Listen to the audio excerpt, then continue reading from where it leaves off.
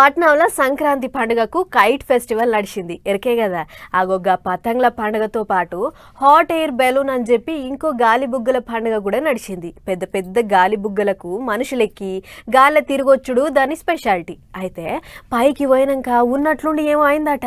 మరి ఎగిరిన బుక్క ఏడ దిగింది, ఎందుకు దిగిందో మునం పెట్టి అరుసుకొని వద్దాం పార్రి.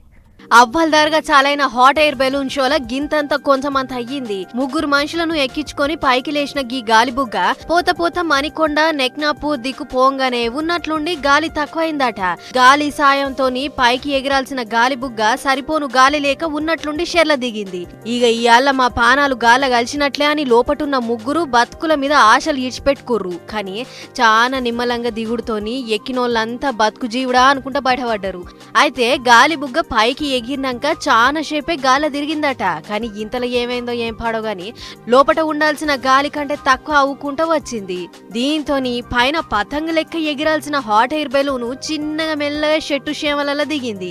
కానీ నసీబ్ ముచ్చట ఏందంటే ఎక్కిన ముగ్గురు ఇట్లా ఎవ్వలకి ఏం కాలేదు. ఇక ఇదే ముచ్చట మీద బెలూన్ కంపెనీ అయినా మాట్లాడుకుంటా ఎక్కినప్పుడు అంత మంచిగానే ఉండే గాని పోతా ఉంటేనే వాతావరణం సహకరించలేదు. దానికి తోడు గాలి కూడా తగ్గింది.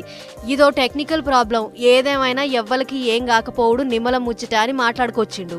ఇక ఇదిట్లుంటే అటు గచ్చిబౌలి స్టేడియంలో డ్రోన్ ఫెస్టివల్ మా ఘనంగా ఒడిచింది.